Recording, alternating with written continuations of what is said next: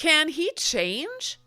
This is the most asked question in my private forum. Because you've already tried to change yourself to accommodate him all these years, to make him happy, to keep him from hurting you, and that didn't work. So the next question is, what about him? Can he change? What you're really asking is there hope? I want to invite you to join me for a totally free workshop on Thursday, August 29th called the Can He Change Workshop. We're going to meet on Zoom at 7:00 p.m. Central Time. I'm going to teach you what I know about whether or not your emotionally abusive husband can change and what you can do about all that hope that part of you is hanging on to. To join me, just go to flyingfreeworkshop.com to sign up. If you're already on my mailing list, you'll get a personal invitation from me in your inbox. Come find out what's possible in the Can He Change workshop by going to flyingfreeworkshop.com, and I will see you on the 29th.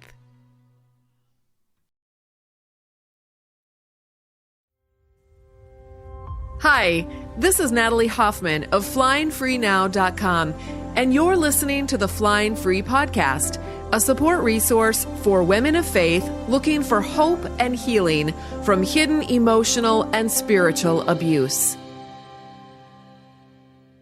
Welcome to episode 288 of the Flying Free Podcast. I don't know if you can tell, but I have a cold. I don't get sick very often. I feel like I was sick all the time as a mother when I had a lot of kids at home. I still do have a lot of kids at home, I guess, but when I had even more.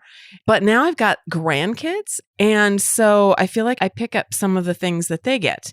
A couple of weeks ago, the triplets, who just turned 1, by the way, they were all sick a couple of weeks ago, and I went to see them, and I thought, I never get sick. I'll be fine. But I ended up getting whatever it was that they had. And then as I was just getting done with that last week, and then my daughter graduated and we had an open house. And then I saw my other grandbaby and she was sick. And I was thinking, oh, she probably has what the other triplets had. But I think not. I think she had something completely different because now I have a brand new thing. So anyway, I'm kind of in the thick of it, but I do need to record this. I was going to record a different podcast with a guest today, and that got canceled at the last minute. So I scrambled to put together something different for you. And I decided to do another kind of a mishmash of things I've been thinking about and listening to and reading here in June 2024. And I think you're going to be really interested in some of these things, especially if you are a parent. So first of all, my husband and I went to this personality profiling conference a couple weeks ago in Seattle through the Personality Hacker website, personalityhacker.com. They have an amazing podcast, which I highly recommend. I'm going to talk about that in a minute. But anyways, we did a deep dive into the 8 cognitive functions. We learned a lot about each other. And now we have sort of a beginner's knowledge of how to profile people in order to understand them better. I think we just scratched the surface. Believe it or not, this training was 6 days from 9 in the morning until 9 at night. Very, very intense. So anyway, it was great for my husband because he manages a lot of people at work. It was great for me because I have a big family with lots of moving parts. Plus, I do a lot of coaching, and it's always good, I think, to get better at understanding what makes people tick and how to motivate them to get from point A to point B. And I try to do trainings every year, at least 2 or 3. So anyway, this was run by extroverts. Extroverts run this thing. And I think that's why they had us. I think they were all of the extroverts, they were running around like chickens with their heads cut off, all excited and happy and full of energy. And at the end of the day, they'd all just be so excited and whatever. And Tom and I were just like, oh my gosh, we were dying at the end of every day. Dying. And we were absolutely wiped out when it was over. I don't know if I can ever do something like that again. But anyway, the Personality Hacker has an awesome podcast that I love. It's just called Personality Hacker Podcast, I think. Anyway, it's got hundreds of episodes and I've only listened to a fraction of them, but I've got a friend who is systematically going through all of them. She's like a total diehard Personality Hacker fan.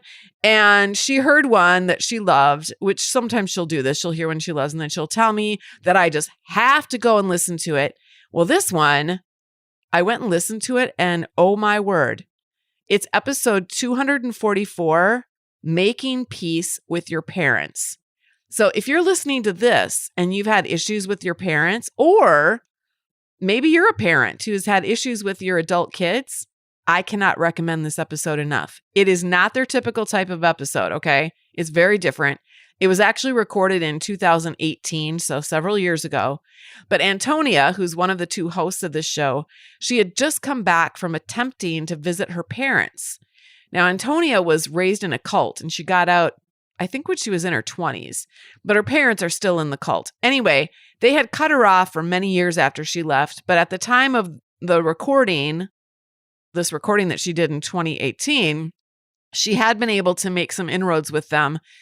And then when her dad had a stroke, she went to see them. Now, without telling you the details about what happened, because you really need to listen to this story as she tells it, she tells a really good story.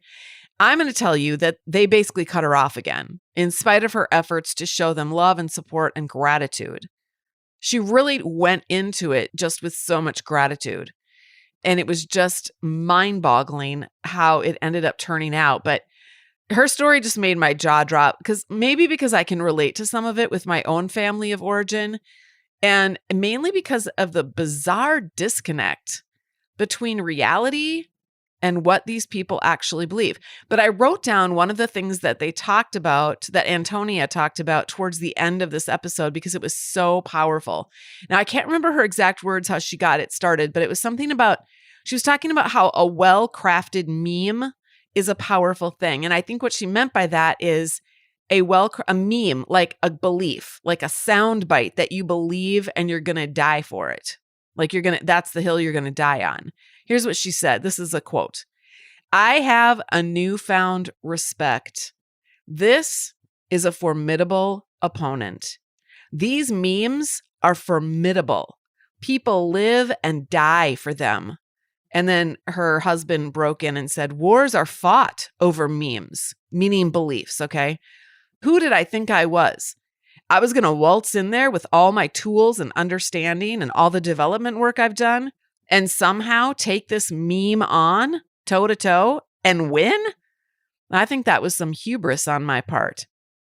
Okay, this is the part that I just thought was mind-blowing. It was like a big light bulb moment for me. She said this: "Memes will supplant biological love. The biological love that a parent has for their child, a really well-crafted meme will interrupt that. It will interrupt some of the deepest elements of human interaction. It's appealing to something even deeper than the lizard brain wiring toward your child. Somehow it's tapping into something more profound for people, which is often very spiritual, quite frankly.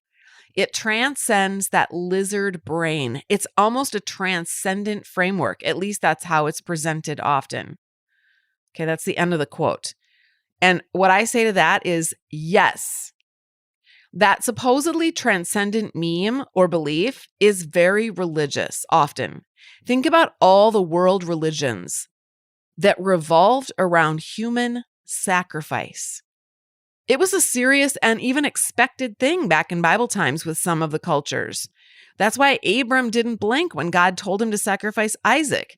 That was like, well, sure, the gods expect these kinds of sacrifices now and again. So I guess, that's what I've got to do now. Religion can get people so devoted that they are willing to sacrifice their own children. I've seen this over and over, and so have you. Of course, we Christians don't kill our children for God. We just reject and abandon them if they don't buy into our beliefs about God. We are so much like the God we worship, and I put that God with a small g, that we must do as we believe that he does. Control, manipulate, threaten, coerce, demand, and shun. Jesus tried to show us how the Creator God wasn't like that, but you know what? We didn't listen. And even so-called Christians have been killing Creator God's messengers ever since, just as in all of history. You guys, this is why I felt compelled to write All the Scary Little Gods. This, at its core, is the message of that book. It shows the fruit of this decoy type of Christianity and then offers some hope in the darkness. So anyway, when I heard this episode, I thought about my own family of origin, but I also thought about my own parenting. How do I want to parent my adult kids? When they come to express gratefulness and love, who do I want to be for them? And when they come to express anger and pain, who do I want to be for them? My adult kids, not all of them are living their lives the way that I dreamed that they would. And who do I want to be in light of that fact? How do I want to show up like Jesus Christ, who I follow, in that relationship? Jesus Christ didn't shun anybody. Well, he had hard words for the religious people, but not for everyone else. Which reminds me, in the Flying Free private forum, a mom wrote about how her teenager was lying about homework and vaping. And this relates, okay? So this mother was obviously and understandably upset, afraid, angry. Parts of her were even resentful. She had done her best to mother, to be the best mother that she could be. And this child wasn't turning out the way she had hoped. Have you ever felt like that? Have you ever looked in fear at your kids and gone, oh my gosh, I have no control over these hooligans. And they're all going to hell in a handbasket. And all I did was try to homeschool them for 20 years and give them, my very best. So anyway, this mother wondered how she could stop her child from doing these things, but also how to choose herself, meaning how to choose, the mother was wondering, how do I choose myself?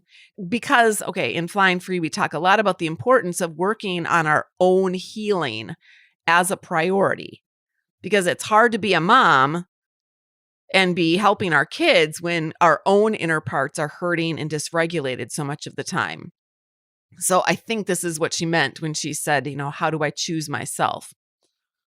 So I just want to share with you kind of a paraphrase of what I wrote to her in our forum. And by the way, this is what I do each day. I get into the forum and I read through people's posts. And, usually we have a lot of other coaches in the forum that are also answering people's questions and helping. And then also the women in the forum are amazing and so full of just a lot of experience and wisdom, and they're all helping each other. But I get in there and I answer questions every day as well. And so this is what I wrote to her. So choosing yourself is to choose to help your children too. It's not selfish. Because if you think about it, if we're not regulating ourselves, that's not helping our kids. It's actually modeling for them what being adult is all about, which is more out of control behavior, right? I mean, here our kids are out of control, and then we're like, how do I get them in control? But then we're out of control in trying to get them in control. Isn't that ironic how that happens? That's because we haven't done our healing work. And trust me, we all will be always doing our healing work. I am always doing my healing work. I don't always show up in the best way as a parent, but I'm working on it and I'm doing better than I was. And I think we have to, give ourselves that as well. But anyway, accepting where we are in our healing process helps us accept where other people are as well.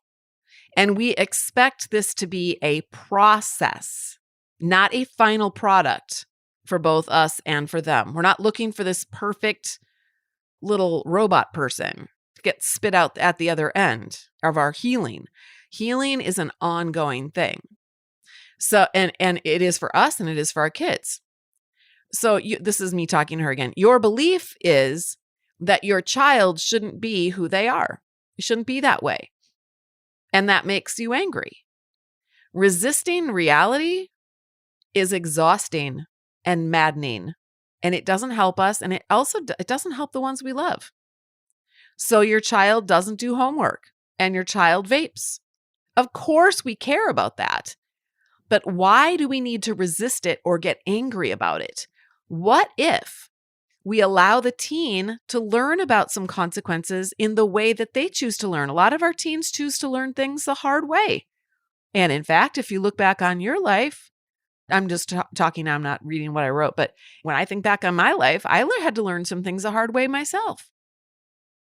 And so I think that's part of life. When my daughter, who was diagnosed with BPD, when she was vaping and failing 11th grade, she didn't have to lie to me. You know why? Because I wasn't mad about it. I told her I was worried for her health and her future, but that also I wasn't able to control what she did, and that the consequences would come naturally at a later date, all on their own. So do you see this? I don't think she was afraid that I was going to have a cow because she knew that I would just be like, okay, I guess if that's what you're going to do, that's what you're going to do. You're 17 years old, almost 18. There's not a whole lot I can do at this point. Is this content resonating with you? I've written a book for women of faith in destructive relationships called Is It Me? Making Sense of Your Confusing Marriage, a Christian woman's guide to hidden emotional and spiritual abuse. You can read reviews and find out more about my book on Amazon.com. It comes in paperback, Kindle, and Audible formats. I've also created a companion workbook for Is It Me, also available on Amazon. This workbook is like 11 power-packed therapy sessions to help you process through the important material you'll be learning from my book. These books are recommended by counselors and therapists all over the United States. I've also got a website specifically focused on helping women of faith find hope and healing. It's called flyingfreenow.com, and I'd love to give you the first chapter of my book and the first chapter of the companion workbook for free when you hop on my mailing list at the top of my website. Those two resources are going to help you figure out if your relationship is normal or destructive. Now, let's get back to our episode. Now, the school also called me to tell me that she was failing. I suppose they wanted me to, I don't know what they thought I was going to do with this child, but you know what I told them? I said, you know what? If she decides she wants to graduate or that she doesn't want to graduate and she wants to fail, I can't force her. I'm not going to sit and force her to do her homework. I'm not going to stand over her, with a little whip, make sure she does her homework. And because here's the bottom line, I'm okay if she never graduates. If she doesn't graduate, that doesn't make her a better person or a worse person. It just makes her a person who didn't graduate. She'll figure it out. There are lots of people in the world that never graduated high school and they end up doing just fine. So, and then I told her, hey, I'm fine. If you don't graduate, I love you and you're old enough to decide if you want to graduate or not. I know you can. You're smart. You can do it if you want to, but if you don't want to, okay. Well, guess what? She took summer school that year and she caught up and I didn't have to do a thing. Not every kid's going to do that. But if she had dropped out, I truly would have been fine with it. I had already thought through the whole thing and I had come to terms with it and decided that it's not my life, it's her life. But if I get angry about it, that's not going to change anything anyways. All it's going to do is push her further away. It's going to give my power away. And then also I forfeit any influence that I might have in her life because I lose the relationship. So anyway, she's 20 now. She still vapes. She smokes weed too. And we have a great relationship. And guess who she calls when she needs advice or support? Guess who she doesn't have to lie to? I have influence on her life, but I really believe it's because I've chosen to work on me and my own thoughts and beliefs about things and my own emotional regulation. And then I give her freedom to work on herself however she chooses to. And sometimes that work comes together for both of us in amazing conversations and connections. Now I'm going to get to, what I helped her a lot when she was younger. And I'll get to that in just a minute. So I'm not saying just let your kids go and you don't have to do anything to help them. Please don't say that I would ever say that because I would never, ever say that. But we have to remember that Jesus never forced anyone to live a certain way or do things, quote, God's way, unquote. The father of the prodigal son never forced his son to be a good boy. And God never forces us to be what he hopes that we will be for our own sake, by the way, not for his sake. God loves us just the way we are. He loves us whether we are failing, vaping, smoking, having sex, cutting, purging, yelling, swearing, all the things. Our opportunity is to lean into that love from our Creator and then learn how to love ourselves the way our Creator loves us. And then what follows is that we learn how to love others that way. But it starts by learning that process of love within ourselves. Now, this method, the love method, it doesn't look nice and neat. And it really doesn't please those who want the world to feel perfect in order for them to feel like they can be regulated. It's very messy. It's very scary because it lets go and it trusts in the long game that love will eventually win. Not today, not tomorrow, maybe not ever here on earth, but one day. But what's the alternative? Controlling people? That never works. I mean, yeah, it can work for a short amount of time, but think about Antonia. Her parents tried to control her and tried to keep her in a cult, but eventually she grew up and learned, I don't want to be in a cult. That I choose not to do that.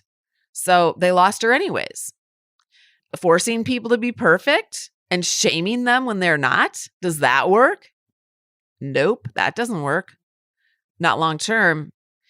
But love over the long haul results in healing.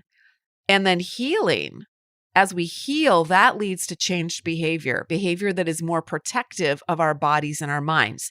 So this is what I'm leaning into for myself and for my adult daughter. And it's available to you as well. Now, that said, we still have children, possibly. Still have children who are minors in our custody, and we want to give them all the opportunities for help that we can. That is our responsibility as a parent. County mental health service. These are some things that I did for my daughter. County mental health services, medication, therapy, week after week, month after month, year after year. Day treatment, if it's available. A full psych workup. Involve the police if there's violence. Admit a teen to a hospital if there are suicidal issues. There are certain things we can do in light of the facts if we are willing to lean into those facts and assess our reality. Assess where you do have control and where you do not have control, and what is critically important, which is their life, and what is not critically important, their homework, for example, and then make decisions accordingly. And also their age is going to come into play too.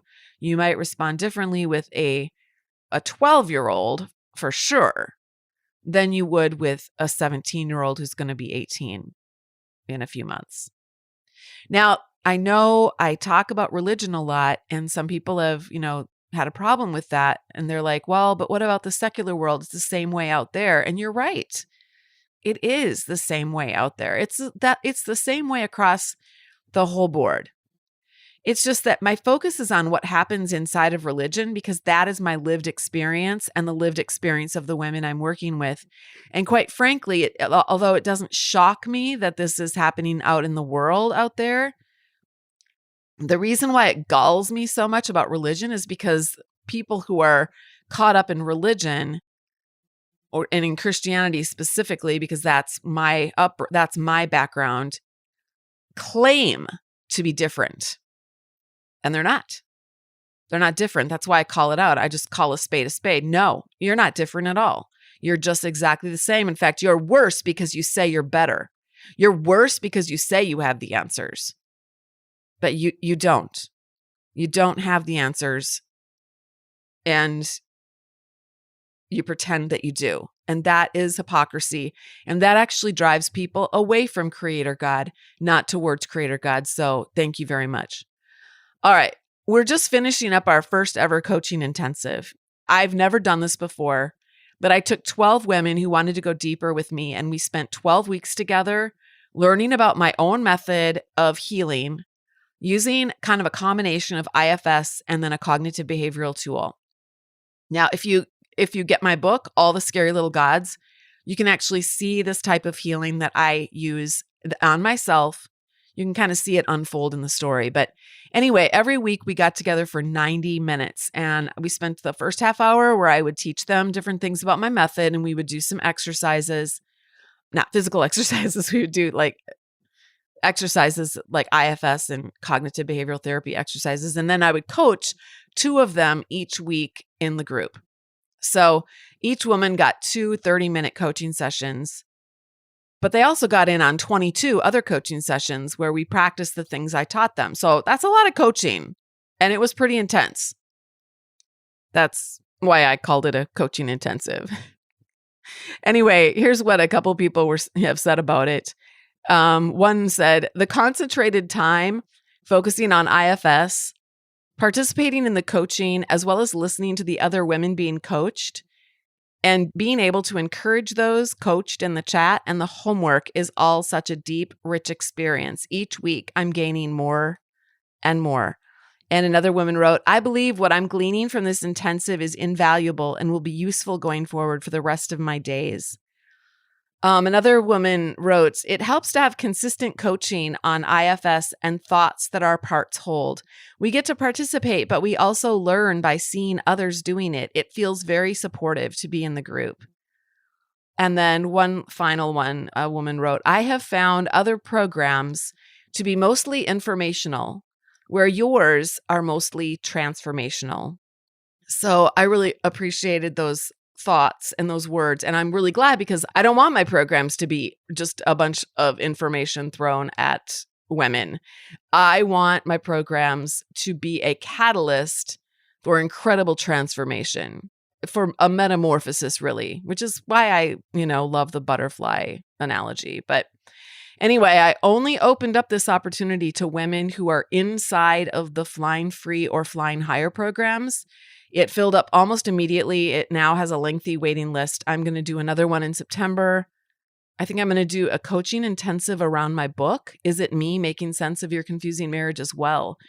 So if you're part of my membership community and you're interested in being part of that, keep your eyes open for that opportunity. You can even send me an email and tell me you want to be on the waiting list. And I will send anyone who requests to be on a waiting list, I'll give you first dibs to sign up. Okay, before I open it up to anybody else. But you have to take initiative and ask for it. Ask to be on that waiting list. So there would be 2 waiting lists.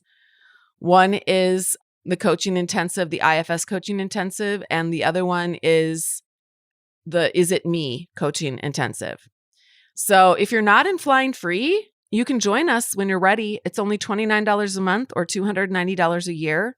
And many women have told me they've made more progress by doing that program than they have by doing therapy for several years at a fraction of the cost.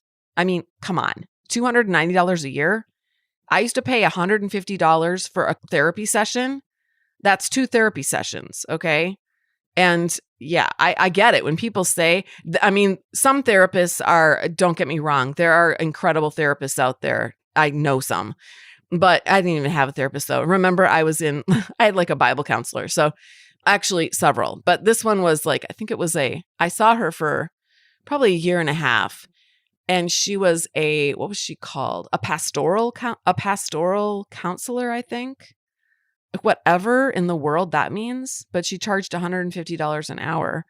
And it was basically her listening to me and her going, yeah, I believe you. I believe you. I believe you. And then in the end, she betrayed me. At the very end. So much for pastoral counseling, right? Anyway, $290 for a whole year. And I promise you, you will get your money's worth and then some. And don't hesitate to learn more about this program. All the information is over at joinflyingfree.com. All the facts, there's lots of reviews over there. And you can also complete your application over there. So speaking of joining, also, we are getting ready for our annual Butterfly Boot Camp in October 4th and 5th. It's only available to members or alumni of Flying Free and Flying Higher. So there's going to be 5 teaching sessions. Then we're going to break down into groups where you get to process the sessions with women who are in the same stage of their relationship as you are. So whether that's you're staying in your relationship, you're separating, maybe you're in the process of divorcing, maybe you're newly divorced, maybe you've been divorced for more than 2 years. You'll be put into a group with women who are in that same stage as you are. There's going to be prizes. There's going to be like free private coaching from different coaches inside of our program. They're donating prizes like that. Amazon gift cards. Someone's going to win a free year of flying free. Someone's going to win a free year of flying higher. All ticket holders from the United States are going to receive a beautiful free notebook and stickers in the mail. We had an early bird discount, but it's going to end at the end of June. And I think you guys will be listening to this probably in August or September, I think. You can't purchase a ticket unless you are a member or an alumni. So it's another good reason to join us. We do this every year. It's an annual thing, and next year we're going to do it live. It's going to be a live event next year. Right this year it's going to be virtual, but if you want to come in and do this transformational work inside of our very supportive, educational, loving community of survivors and coaches who have all been exactly where you are today, just head over to joinflyingfree.com to get started. See you next week. Hey, beautiful butterfly. Thank you so much for listening. If you liked this episode, be sure to subscribe and then consider leaving a rating and review so others can find us. To connect with me and get a free chapter of my book, head over to flyingfreenow.com. And until next time, fly free.